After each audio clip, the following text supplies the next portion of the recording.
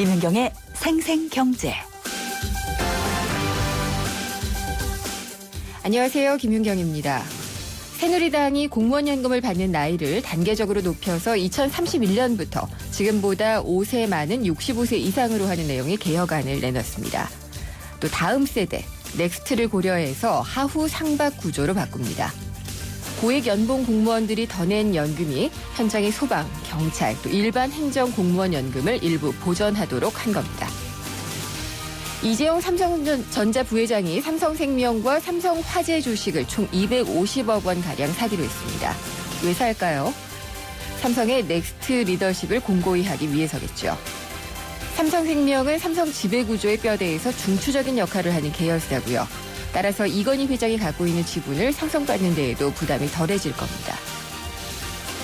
가수 신해철 씨가 거짓말처럼 우리 곁을 떠났습니다. 6년의 공백을 깨고 나오면서 신해철 씨는 자신의 음악적인 꿈을 그룹 넥스트 재건을 통해서 보여주고 싶어 했습니다.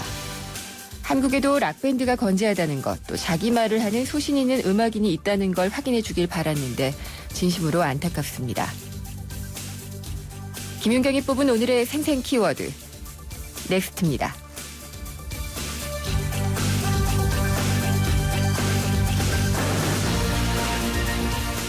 생생경제가 뽑은 오늘의 경제 이슈입니다. 논란 속에 개장한 제2롯데월드. 근데 어제 롯데 측이 자랑한 새 건물 바닥에 균열이 발견이 됐습니다. 안전에 대한 우려가 커지고 있는데 롯데 측의 해명이 더 놀랍습니다. 80년대 서울의 분위기를 재현하기 위한 디자인 컨셉이기 때문에 안전에는 이상이 없다라는 건데 이해가 되시나요? 실제 본 균열이요. 정말 디자인의 일부였을지 잠시 후 2부에서 이번에 균열을 발견한 시민단체 연결해서 자세한 얘기를 들어보도록 하겠습니다. 앞서 말씀드렸듯이 새누리당의 공무원 연금 개혁안이 발표가 됐죠. 안전행정부가 발표한 뼈대에 하위직과 고위직 공무원 간의 연금의 급여 차이를 좁히는 하후 상박, 또 국가 재정의 건전성을 확보하겠다. 이걸 핵심으로 했다고 밝히고 있는데 오늘 이것에 대한 의총을 마쳤고요. 발의까지 한다는 계획인데 공무원 노조 측의 반발은 더욱더 거셉니다. 여당에서 밝힌 것보다 실제 재정 절감 효과가 적다는 지적도 여기저기서 나오고 있는데 3부에서 새누리당 공무원연금 개혁 태스크포스의 이한구 위원장 직접 연결해서 자세히 들어보도록 하겠습니다. 김윤경의 생생경제 1부 시작합니다. 우리 집 통신 대표 번호 101. TV지를 101로 인터넷을 101로 홍보이도 101로 모두 가입해 CCTV 맘카도 101로 함께 101. 우리 집 통신은 101로 모두 다 해결해요. LG U+. 오빠 믿지? 오빠가 지켜줄게. 윤호 오빠 어떡해? 쉐보레 슈퍼세이프티 프로젝트 시즌2. 쉐보레 차량 구매 후 응모 시 추첨으로 스마트 초록 버튼을, 스파크 말리부 캐티바 구매 시 최대 3년 무이자 할부 및 다양한 혜택을. 10월 한 달간 홈페이지 참조. Chevrolet, find new roads.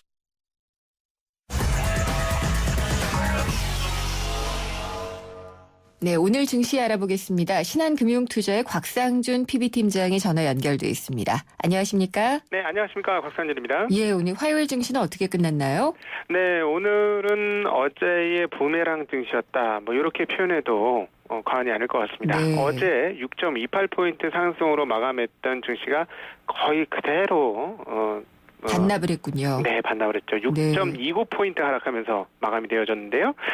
전일 대비 6.29, 0.33% 하락하면서 1925.68포인트로 장을 마감했습니다. 네. 오늘 아침 시초가는 그렇게 나쁘진 않았습니다. 아침에는 상승 출발에 성공하는 모습을 보여주었습니다만 장중에 여러 번의 변동성을 가지면서 마지막은 하락을 했는데요.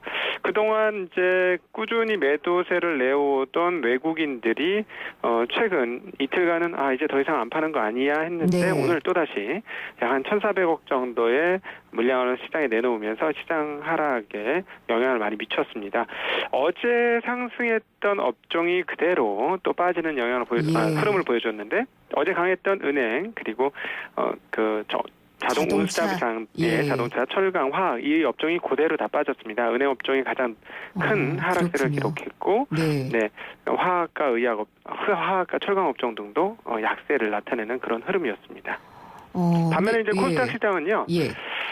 계속해서 하락을 하다가 오늘 상승 전환하는데 성공하는 모습 보여주었는데요. 3거래일 연속 하락하다 오늘은 2.37포인트 전일 대비 0.42% 상승하면서 562.29포인트로 장을 마감했습니다. 아무래도 오늘 그 외국인들의 매도에는 오늘 저녁에 이제 있을 FOMC 회의와 이어 거기에 따른 좀 부담감이 작용한 건 아니겠느냐. 네. 이렇게 보여집니다. 뭐 이제 다들 예상하는 대로 특별한 이야기가 나오진 않을 것이다. 그리고 10월 달 하기로 했던 대로 양적 완화를 종료하고 네. 그리고 뭐 당분간 당장의 금리 인하가 아니고 내년 중순쯤으로 금리 인상이 있을 것이다. 뭐 이런 정도 다 예상하고 있는 바인데요. 그럼에도 불구하고 최근에 미국의 지표들이 워낙 좋게 나왔기 때문에 금리 인상 시기가 조금 빨라지지 않겠느냐 하는 불안감들이 네. 외국인들의 뒷덜미를 여전히 잡고 있는 것 아니냐 이렇게 판단되는 하루였습니다. 사실 뭐 금리 인상이라든지 양적 완화 종료라든지 다 예상됐던 거고 그런데 그래도 시장에서는 민감하게 반응을 하나 보네요. 네네. 그 뭐 전체적으로 이렇게 그 양적 완화 종료 이후에 사실 시장이 어떻게 돌아갈지에 대한 확신이 없는 부분도 좀 문제인 것 같습니다. 미국 네. 정도만 경기가 회복되는 모습을 보여주는데 사실은 또 엄밀하게 따져보면 미국이 양적 완화로만 경기가 회복됐느냐 거기에 대해서도 전부 그렇다라고 얘기하기가 만만치 않은 것 같습니다. 그렇죠. 왜냐하면 예. 미국의 제조업이 최근에 상당히 많이 부흥을 했다라고 표현할 수 있겠는데요. 그 뒷면에는 이런 산업에 있어서 가장 중요한 요소 중에 하나인 에너지 가격 하락이 상당히 크게 자리 잡고 있습니다. 아시다시피 미국에서 셰일가스의 그 생산량이 계속해서 증가하면서 에너지 조달 단가가 많이 떨어져 있는데요. 네. 이 부분들이 분명히 영향을 미치고 있다. 뭐 이렇게 볼 수가 있겠고요. 반면에 그런 그 뒤에 후광을 가지고 있지 않은 유럽 경제라든가 다른 여타 경제는 양적 완화를 했음에도 불구하고 조금 회복되는 듯하다가 계속 침체하는 네. 그런 분위기를 보여주고 있습니다. 그래서 그런 측면에서 그 투자자들이 마음 놓고 투자하기에는 조금 애매한 상황 아니냐 이렇게 볼 수 있겠습니다. 그럼에도 불구하고 이번 주에 너무 흐름에 대해서 뭐 비관적으로 보실 필요는 없어 보이는 것이요. 네. 계속해서 펀드 쪽으로는 자금이 유입되고 있습니다. 오늘 기관들은 거래소에서 약 한 380억 정도의 매수를 해주었는데요.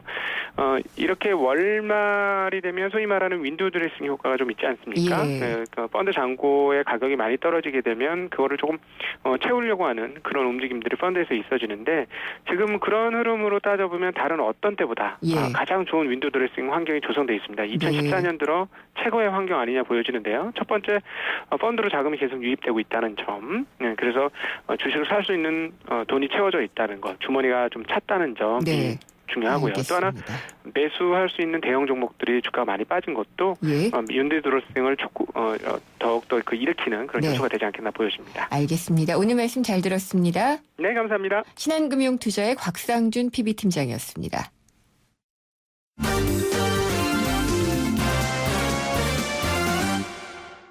오늘의 주요 경제 뉴스 정리해 보겠습니다. 한국일보 이성철 부국장입니다. 안녕하십니까? 안녕하세요. 뉴스가 좋은 게 늘 없네요.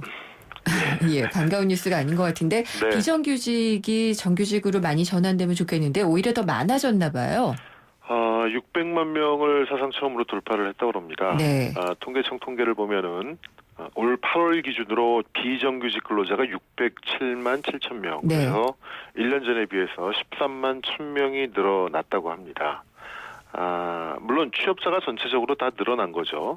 늘어나다 보니까 비정규직 근로자 수도 같이 늘어나게 됐고, 그래서 비정규직 전체 임금 근로자 가운데 비정규직 비중은 32.4%. 네. 작년보다 조금 한 0.2%포인트 떨어지긴 했습니다만 그래도 임금을 받는, 고정된 임금을 받는 근로자 3명 중 1명 정도는 비정규직이라고 보시면 될 것 같습니다. 비정규직에도 이제 여러 가지 유형이 있는데 네. 그중에 우리가 이제 보통 파트타이머라고 얘기하는 시간제 근로자, 여기가 203만 2천 명으로 제일 많습니다. 예. 1년 전보다 늘어난 것도 14만 8천 명 정도가 굉장히 많이 늘어났네요, 파트타이머가. 여기서 이제 이 시간제 근로자라는 개념은 일주일에 네. 36시간 미만으로 일하는 근로자입니다. 그래서 이건 요즘 정부가 추진하고 있는 시간 선택제 근로자하고는 조금 다른 개념이고요. 네. 시간 선택제는 이제 본인이 선택을 해서 정규직과 동등한 대우를 거의 받는 그렇죠. 이제 그런 거기 예. 때문에 이 시간제 근로자 우리가 보통 말하는 파트타임하고는 좀 다른 개념인데 네.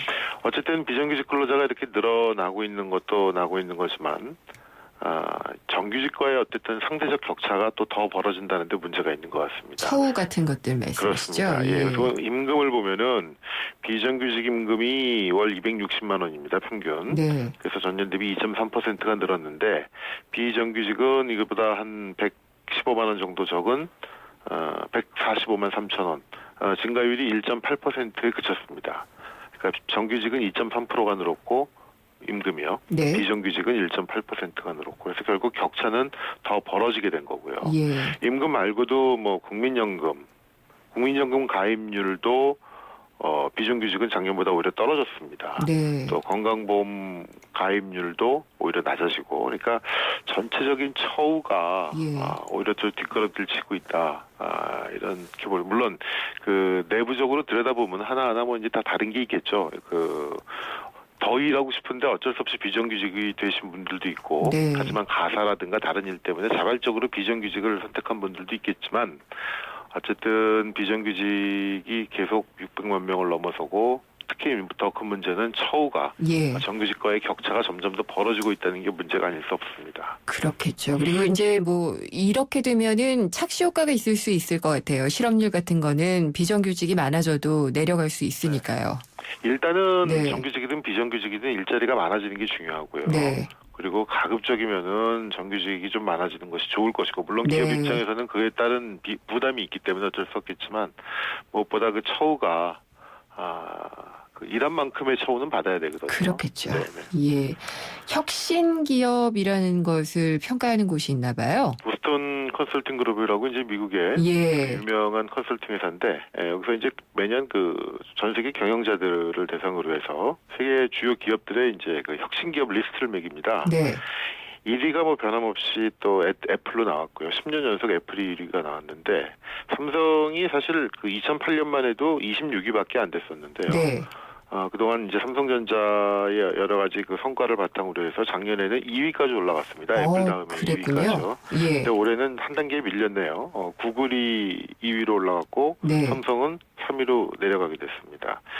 그리고 작년에 현대차가 17위, 기아차가 36위였는데 여기는 다 지금 순위권 밖으로 밀려나게 됐고요. 네. LG전자는 26위에서 17위로 올라갔는데 참고로 1위부터 10위까지를 보면 애플, 구글, 삼성, 마이크로소프트, IBM, 아마존, 테슬라, 토요타, 예. 페이스북, 소니 확실히 IT 기업들이 뭐 압도적으로 많은 것 같습니다. 그렇네요. 이 네. 혁신에 대한 어떤 기준은 어땠는지도 좀 궁금하긴 하네요. 경영진들이 느끼는 거니까 사실은 그런 네. 영향이 작년 같은 경우는 자동차 기업들이 굉장히 많았고요. 네.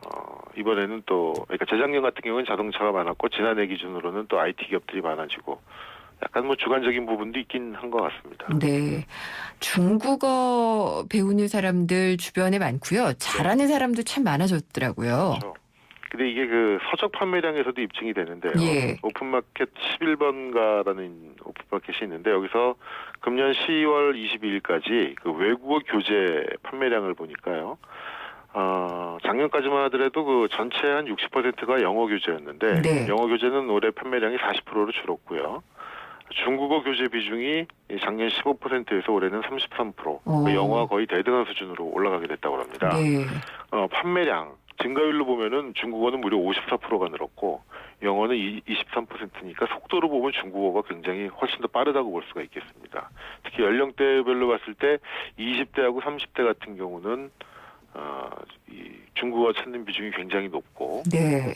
50대 이상 구매율도 꽤 높아지고 있다 그러니까 오히려 만학도라고 네. 봐야 될지 비즈니스 때문인지 예. 모르겠지만 연령에 관계없이 어쨌든 중국어 열풍이 굉장히 강하다고 합니다. 그렇군요. 저는 중국어 성조가 너무 어려워서 배울 네. 엄두를 좀 못 내고 있는데 하면은 이게 정말 경쟁력일 것 같다는 생각은 해요. 그렇죠. 이제 우리나라 제1 교육 파트너가 이제 미국이 아니라 중국이니까. 네. 아마 더 훨씬 더 많은 아마 추세는 아마 더 빨라지지 않을까. 머지않아 아마 영어를 앞지르게 될 가능성도 있다고 보여집니다. 네. 대학 커트라인도 혹시 더 높아지지 않았을까 싶네요. 예전에 제가 대학 들어갈 때만 해도 네. 그때 당시에는 러시아어과가 중국과보다 커트라인이 좀 높았거든요. 그래서 부침이 있고 네. 과거 전통적으로 이제 영어 영문학과가 강했는데 네. 최근에는 중국어 또 아예 그 좀 희소성 있는 네. 어문 계열도 요즘은 인기를 많이 끌고 있는 걸로 알고 있습니다. 알겠습니다. 오늘 말씀 잘 들었습니다. 네, 고맙습니다. 한국일보의 이성철 부국장이었습니다. 승기는 손 큰 사람. 토핑을 2배로 주니까 베이컨, 스테이크, 소세지, 오징어, 새우가 듬뿍. 빵 끝엔 크랜베리 크림치즈와 애플 시나몬이 꽉. 토핑이 2배. 토핑 킹.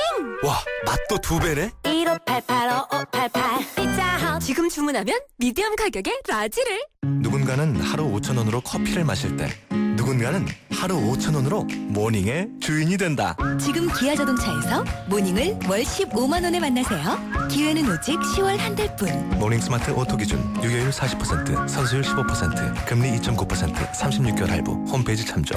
기아 자동차. 제2롯데월드 정말 말도 많고 탈도 많았는데 일단 부분 개장을 했습니다. 근데 안전성이 또다시 도마 위에 올랐네요. 어제 제2롯데월드 새 건물 바닥에서 그러니까 균열이 발견이 된 겁니다. 근데 롯데 측의 해명에 놀라운데 처음에는 시멘트 양성이 다 안 돼서 그럴 것이다 라고 했다가 갑자기 이런 식으로 말을 바꿨습니다. 80년대 서울의 분위기를 재현하기 위한 디자인 컨셉이다. 근데 식당가에 굳이 그럴 필요가 있었을까라는 생각이 좀 들기도 하는데요. 균열이 안전과 또 직결이 되는 것인지도 궁금하고요. 2부에서는 균열을 발견했던 시민단체 연결해서 자세한 얘기 들어보도록 하겠습니다. 광고 듣고 돌아오겠습니다.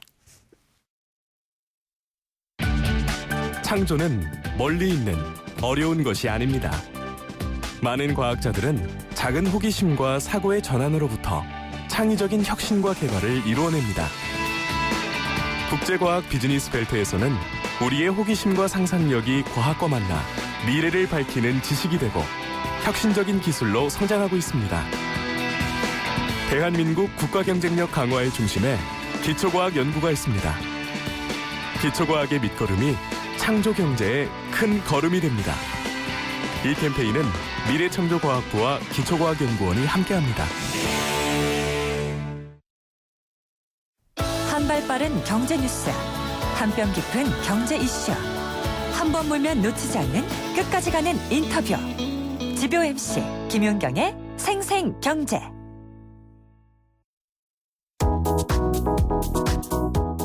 받아보실 수 있으세요? 게릴라 경제 현장 단통법 4주 휴대폰 시장 분위기를 취재하기 위해서 현장에 나왔습니다.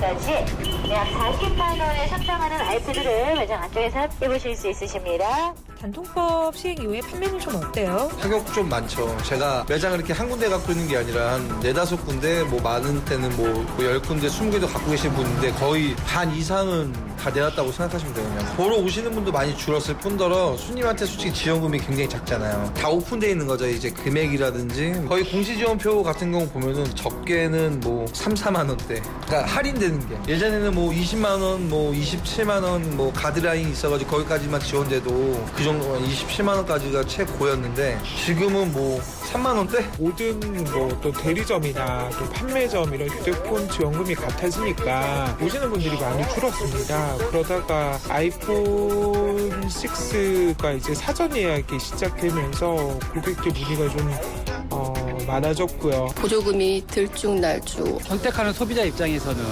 예전보다는 조금 보조금 지원이 결과로는 줄어드는 부분이니까 금전적으로 더 많이 지불을 하고 사야 되는 그런 부분도 있고. 지금 핸드폰을 바꾼다 하더라도 보조금이나 그런 게 생각보다 크진 않을 것 같고. 보조금 정책은 바뀐다고 그래도 다른 또 이런 상품이 또 나올 것 같아요. 네, 지금까지 게릴라 경제 현장 김비영 리포터였습니다. 좋습니다.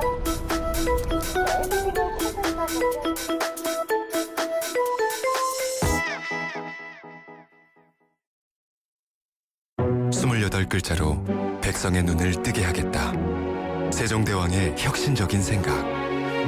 동서양을 융합해 새로운 문화를 만들겠다. 알렉산더 대왕의 창조적인 생각. 위대한 생각은 녹슬지 않습니다. 위대함을 향해 갑니다. 포스코. 왜 안 된다는 거죠? 열쇠는 묻지도 않고 바꿔준다던데. 운전자 과실에도 묻지도 않고 바꿔준다. 넥센 윈터 타이어 명품 보증제. 품질도 보증도 역시 넥센 타이어. 12월 구매 고객의 하남 일부 품목 제외. 보증기간 2015년 8월 말까지. 김윤경의 생생경제. 오늘 당신이 꼭 알아야 할 가장 중요한 경제 뉴스는 오늘 생생경제가 첫 번째 인터뷰로 꼽은 이슈, 제2롯데월드 바닥균열 사건입니다. 세상의 베이스가 되다 포스코 협찬으로 김윤경의 생생경제 2부 시작하겠습니다.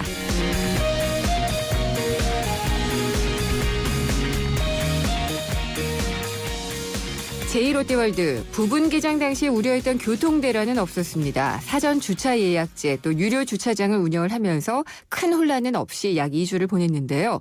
다시 안전 문제에 빨간불이 들어왔습니다. 건물 내부에 문제가 발생했는데 5, 6층 식당과 바닥에 금이 갔습니다. 상식적으로 걱정이 안 된다면 이상하죠. 송파 시민연대 김현익 사무국장 전화 연결해서 자세한 얘기 들어보도록 하겠습니다. 사무국장님 안녕하십니까? 네, 안녕하세요. 네, 현장에 가보셨죠? 네네. 어떻든가요?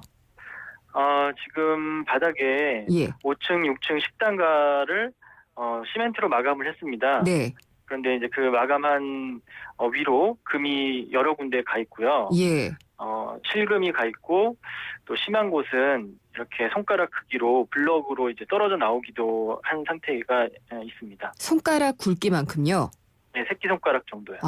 그러면 이게 균열이 간 사진들이 여러 가지가 보여지던데 한 몇 미터쯤 돼요? 하나씩 보면은요? 균열이 길게 간 거는 뭐 한 2m 이상 간 것도 있고요. 예. 전반적으로 그 식당과 복도를 따라서 곳곳에서 관찰할 수가 있습니다. 곳곳에서 관찰할 수가 있어요? 네네, 5층, 예. 6층 전체에 걸쳐서 전반적으로 균열이 가 있다고 보시면 됩니다. 네, 국장님이 저희 제작진에게 보내주신 사진 저도 봤어요. 예. 그 균열 틈새에 정말 이게 명암이 떡하니 들어갈 만큼 그렇게 균열이 생겼던데요. 예. 예. 그래서 처음에 롯데에서 해명할 때는 균열이 일부러 디자인을 위해서 낸 거고, 네. 그리고 그 위에 투명 처리를 했다, 투명 코팅을 했다라고 했는데, 제가 어제 확인한 바로는 크랙 사이로 네. 명암이 들어갔어요. 그럼 코팅이 안 된 거죠? 코팅을 하고 그 다음에 균열이 간 거죠. 그렇군요. 네. 근데 이게 일부러 뭐 서울의 옛 느낌을 살리기 위한 디자인이다. 이 말이 뭐 얼마나 신빙성이 있을까 모르겠어요. 옛날 느낌을 나기 위해서 네. 바닥을 이제 시멘트로 마감을 한 거는 이해를 할 수 있어요. 왜냐하면 네. 다른 부분은 대리석이나 카페트로 마감을 했거든요. 예. 그래서 그 부분만 시멘트로 옛날 느낌이 났다고 할 수 있는데 과연 그 크랙까지 네. 크랙까지 디자인이다라고 보기는 좀 어려운 거죠. 의도한 건지는 좀 그렇게 보기가 어려울 것 같아요. 보통 이제 디자인이라고 하면은 약간 좀 구조적으로 이렇게 금도 가고 그래야 되지 않나요? 과연 근데 그렇게 크랙을 네. 의도해서 네. 낼 수 있는 공법이 있는지도 뭐 제가 전문가가 아니기 네. 때문에 정확하게 모르겠지만 네. 지금 제1롯데월드가 안전 문제로 초기부터 말이 많았잖아요. 예. 그런데도 불구하고 아무런 얘기 없이 아무런 그런 안내나 설명 네. 없이 그런 디자인을 썼다라는 것도 좀 안전에 대해서 너무 무책임한 게 아닌가 알겠습니다. 하는 생각이 듭니다. 예. 서울시에서 그래서 관계자들 또 안전 전문가들이 정밀 조사를 했다고 하던데요. 예. 일단은 지금 바닥 마감 처리가 미비했다. 이쪽에 무게를 두겠다고 하는데 어떻게 예. 보시나요? 우선 이게 언론에 지금 난 게 어제고 네. 하루 사이에 정밀 조사를 했다고 볼 수는 없거든요. 육안으로 이제 봤을 때 마감이 깨진 거기 때문에 이 마감이 구조적인 문제와 직접적으로 연관시킬 수 없다라고 이제 하는 거고요. 네. 그거는 이제 저희도 동의를 하기 때문에 과연 이 위에 마감이 깨진 이유가 이 마감 자체의 문제인지 아니면 네. 그 아래에 있는 어떤 구조적인 문제로 인해서 현상으로 위에 올라오는 건지 이런 네. 거에 대한 좀 더 정밀한 조사가 필요하지 않나 예. 하는 생각입니다. 그러면은 지금 서울시는 더 정밀 조사를 안 하는 거예요? 더 한다고 하나요? 그거는 아직 모르겠습니다. 네. 아니, 하루 만에 그냥 조사가 다 끝난 건가 싶어가지고요. 아마 추가적인 조사가 더 있지 않을까요? 네. 그리고 이 바닥 균열이요. 이게 송파시민연대가 일단 발견을 하셔서 문제 제기를 한 것으로 저희가 알고 있는데요.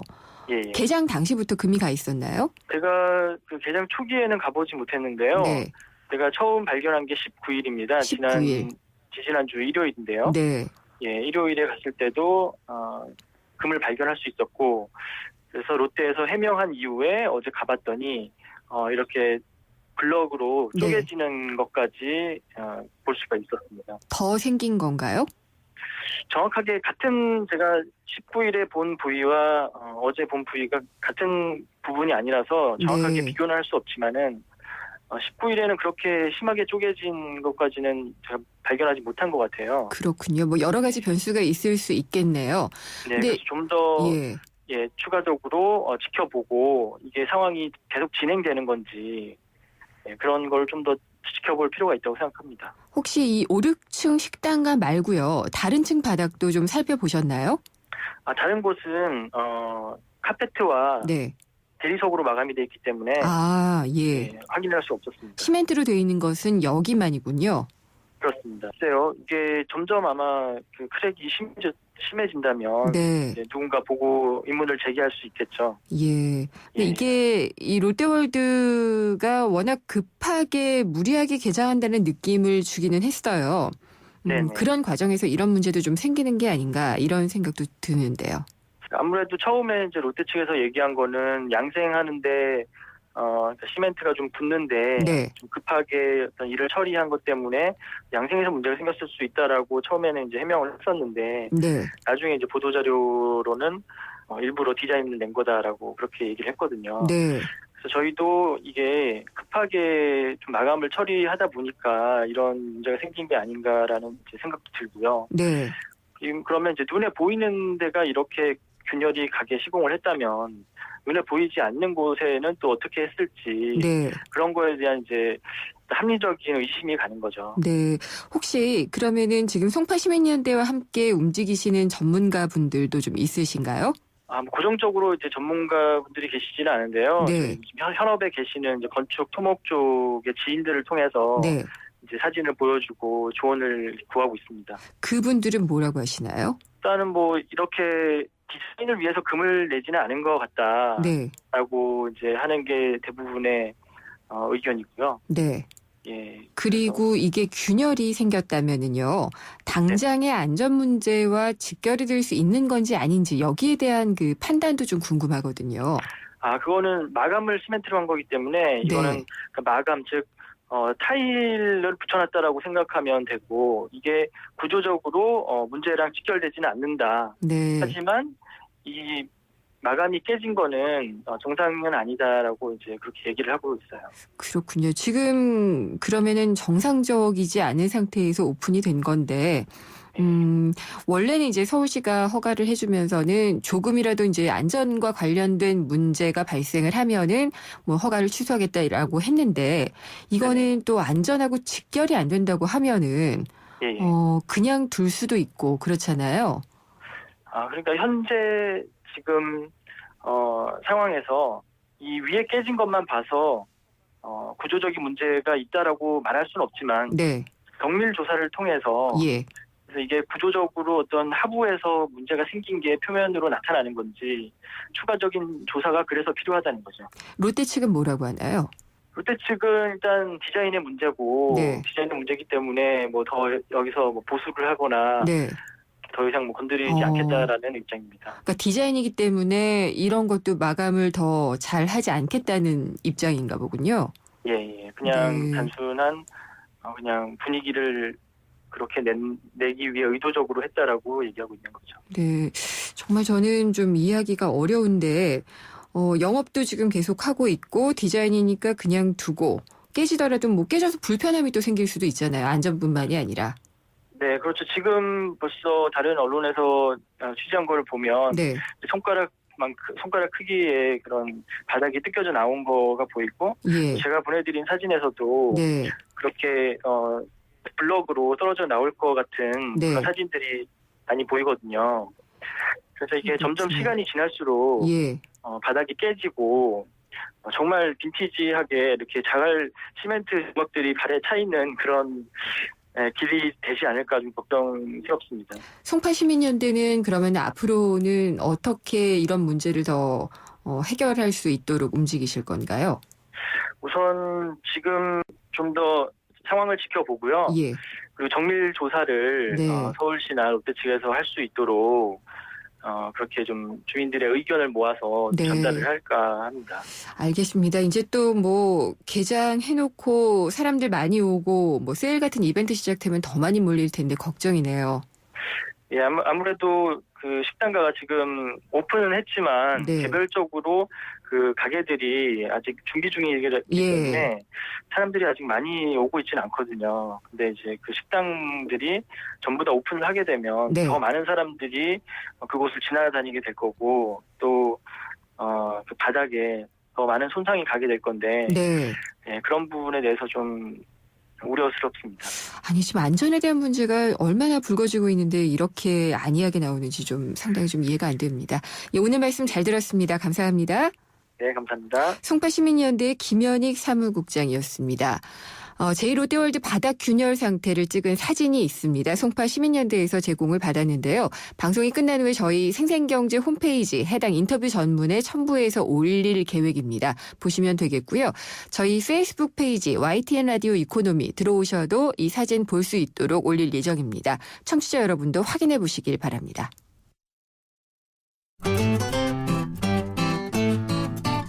생생경제를 다양하게 만나는 방법. YTN 라디오 앱 예스와 웹사이트 김윤경의 생생경제 또는 트위터 YTN_이코노미로 실시간 듣기와 다시 듣기를 하실 수 있고 방송 내용에 대한 문의와 의견을 주실 수 있습니다.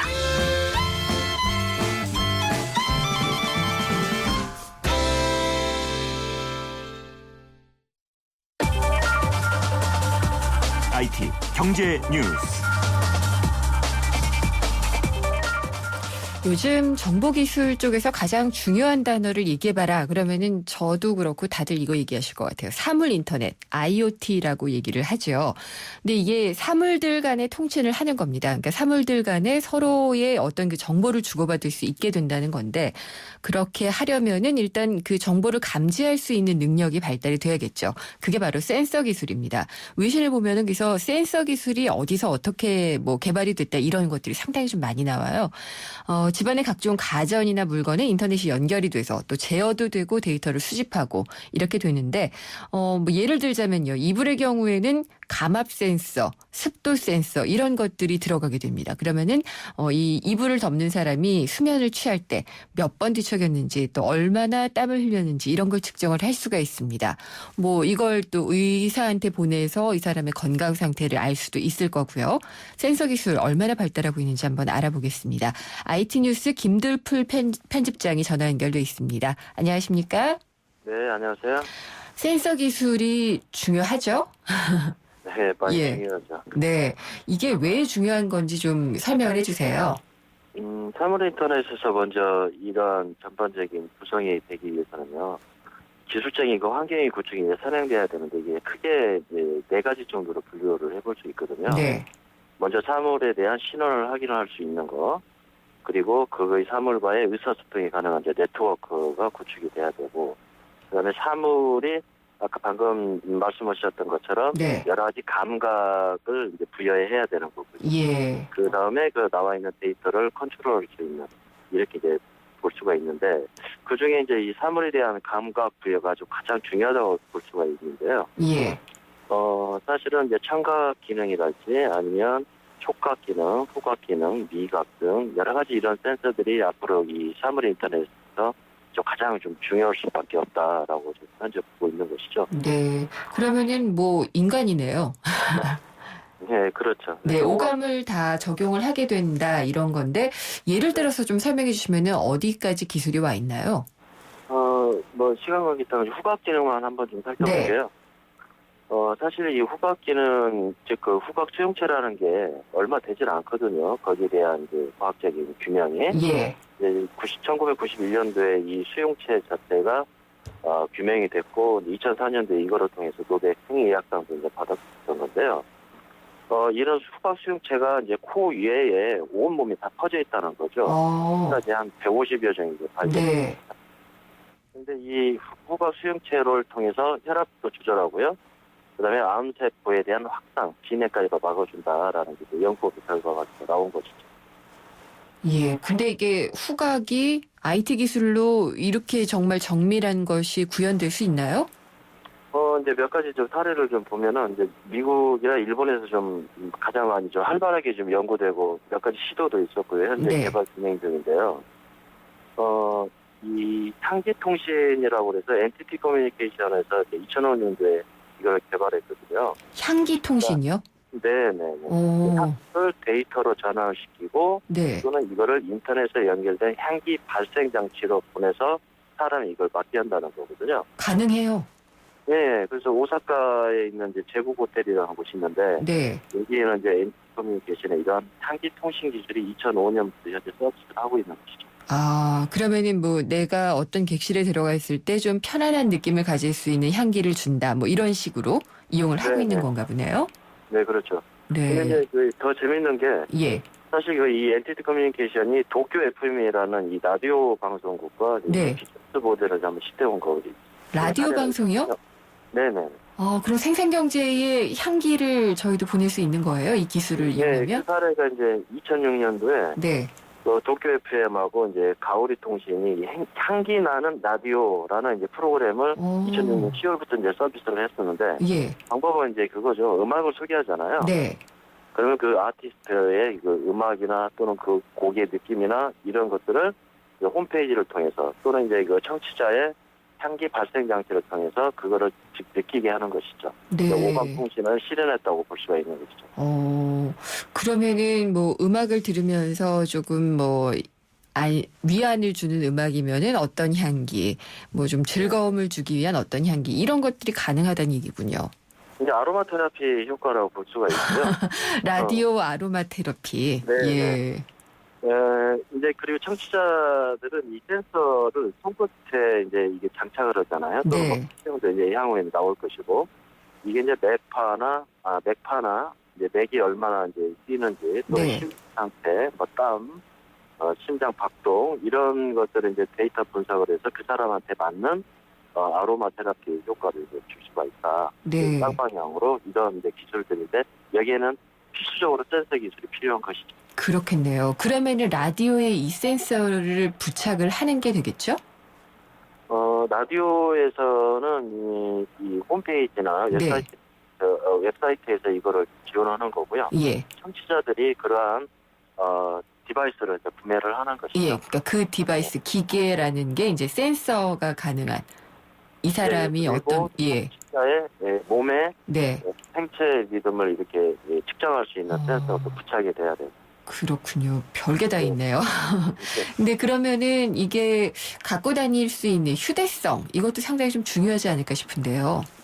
현재 그 좀 개발을 하고 있고요. 국내에서도 이제 그런 사례가 있는데 얼마 전에 그 제일모직에서 NFC 칩을 옷에 이 장착한 이제 스마트 슈트를 개발을 해서 휴대폰 지금 이제 초기 단계인데요. 휴대폰에 대한 진동 모드랄지 비즈니스 할 때 왜 휴대폰이 울리면 신뢰를 범하기 때문에 그렇죠. 그런 부분들 예. 그리고 명함을 압수를 통해서 또는 NFC의 이 주파수를 통해서 이제 교환한다든가 네. 그런 개발이 나와 있고 앞으로는 이제 바이오 헬스케어 부분에서도 이런 기술들이 계속 적용될 이게 제일모직에서 이 NFC 칩을 적용한 그게 개발이 된 거고 상용화까지 된 거예요? 네, 현재 출시가 돼서 판매까지 현재 하고 있죠. 그렇군요. 대단한데요. 근데 실제로 이런 것들이 팔릴 수 있을 만큼의 가격이 책정될지도 궁금해요. 가격은 현재 한 40에서 50만 원 정도에 책정이 돼 있고요. 꽤 인기가 좋은 걸로 지금 알려져 있습니다. 그렇군요. 그 밖에 또 재밌는 예는 없나요? 이제 그거보다는 이제 이게 국내 센서 기술의 현황을 좀 한번 살펴보면 사실은 좀 이게 좀 여러 가지 이제 시사점을 좀 가지고 있는데요. 네. 이제 국내 업체들의 실습에 나름대로 이제 기술력을 보유하고 있는데 문제는 이제 광학 센서나 특정 분야에는 이제 특정되어 있다는 거거든요. 네. 예컨대 이제 스마트폰 카메라에서는 이제 시모스 이미지 센서 같은 기술을 이제 부여하고 있지만 압력이랄지 또 가속도, 온도, 생체에서 나오는 신호 이런 또 주파수 기술 같은 경우는 거의 많이 부족하다 이렇게 보는 것이죠. 뭐 비용이 많이 들어가서 그런가요? 왜 개발이 안 되고 있나요? 이 기초과학 분야인 것 같습니다. 이 부분은. 네. 아무래도 기초과학 분야인데 이제 정부에서도 사실은 좀 팔을 벗고 좀 나서고 있는 상태인데요. 네. 산업통상자원부에서도 앞으로 한 6년간 1,500원을 좀 투입을 하겠다라고 했고, 미래창조과학부에서도 11개의 IoT 시범 사업을 선정하고 있는데 그중에 센서 기술을 보유하고 있는 기업들을 좀 지원을 좀 많이 하겠다라고 지금 현재 나서고 있는 것이죠. 네. 아니 외신에서는 굉장히 많이 나오더라고요. 어떤 센서를 뭐 어디가 개발했다. 이제 작은 업체들인 것 같은데 그렇게 개발하고 또 대기업의 흡수합병이 돼서 또 그걸 또 뭐랄까 제휴관계일 수도 있고요. 그렇게 해서 꽃피우는 경우가 상당히 많이 있던데. 네네, 그렇죠. 네. 근데 이제 대부분 우리나라가 센서 산업 기반이 이제 대부분 중소기업으로 좀 이루어져 있고요. 네. 기술력이 좀 취약한 수준이다라고 현재 나와 있는데 향후에 이 IoT 시장에 대비해서 좀 체질을 좀 강하지 않았나. 아마 해외 기술에 의존하는 상황이 될 수밖에 없는 상황이 될 것 같습니다. 예, 이거는 정말 정부의 지원이나 뭐 또 업계의 뭐랄까요 자생력을 키우기 위한 어떤 자각 이런 것들도 상당히 좀 많이 필요할 것 같아요. 네, 그럴 것 같아요. 그래서 기업들이 향후에 이런 그 생체 또는 이 오감에 관련된 여러 가지 센서 기술을 좀 확보를 하고 연구를 매진해야 되는데 정부랄지 또 기업이랄지 뭐 여러 가지 많은 조건들이 좀 만들어져야 되지 않나 이렇게 보고 있죠. 알겠습니다. 오늘 말씀 잘 들었습니다. 감사합니다. 네, 감사합니다. 김들풀 IT 뉴스 편집장이었습니다. 안녕하세요. 초보 운전자 수지입니다. 도로는 무섭고 차는 왜 이리 많은지 엄마야. 그래서 저는 살아있는 친구를 만났어요. 반응형 블랙박스 유라이브. 와, 정말 살아있네. 유라이브. 살아있는 블랙박스 유라이브. 안녕하세요. 금난세입니다. 자녀 성장에 있어 환경보다 중요한 게 있을까요? 서울대를 품은 신도시에서 아이들의 꿈을 키워주세요. 유학가자 10월 시흥대곳 한라 비발디 캠퍼스. 서울대 시흥 캠퍼스 조성 예정. 문의 1688-2600 한라. 상반기 한국경제 주거문화 종합대상 세종시 최다 공급 브랜드 아파트 중흥 S클래스가 평택 소사벌 지구에 옵니다. 중소형 대단지, 삼성전자, KTX 신평택역 예정 등 평택의 미래를 누리는 소사벌 지구 중흥 S클래스 11월 중 오픈. 문의 655-3700. 네, 새누리당의 공무원 연금 개혁안이 발표가 됐죠. 안전행정부가 발표한 뼈대에다가 하위직과 고위직 공무원 간의 연금의 급여 차이, 받는 돈의 차이를 좁히는 하후 상박 원칙이 적용이 됐습니다. 그리고 무엇보다 중요한 것이 이제 국가 재정의 건전성을 확보하겠다라는 것이 핵심인데요. 국가 재정이 흔들리면 사실은 큰일이 납니다. 나라의 살림이니까요. 근데 이제 국가 재정이 정말 최우선의 가치가 되어야 될지 아니면은 공무원 연금 개혁을 좀 더 점진적으로 하면서 재정도 건전성을 확보를 해야 될지 둘 중에 하나를 택해야 될지 아니면 둘 다 같이 취할지 이런 것들이 좀 많이 논의가 되고 있습니다.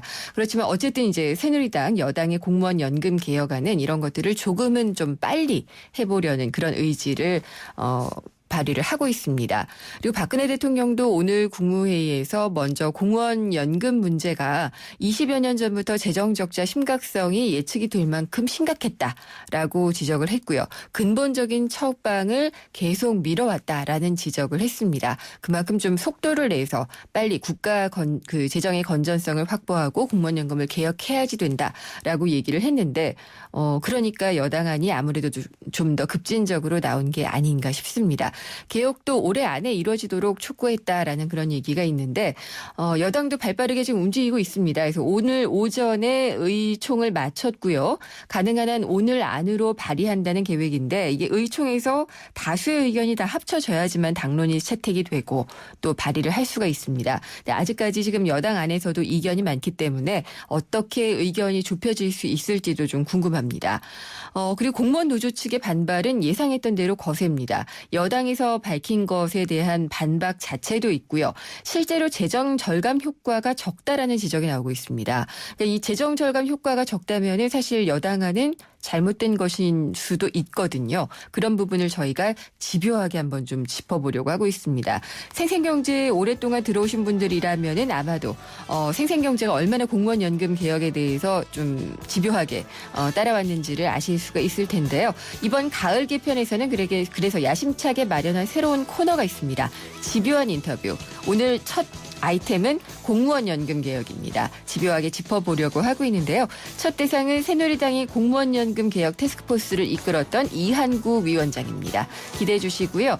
잠시 후 인터뷰를 연결하도록 하겠습니다. 궁금한 점이나 의견 있으면 보내주십시오.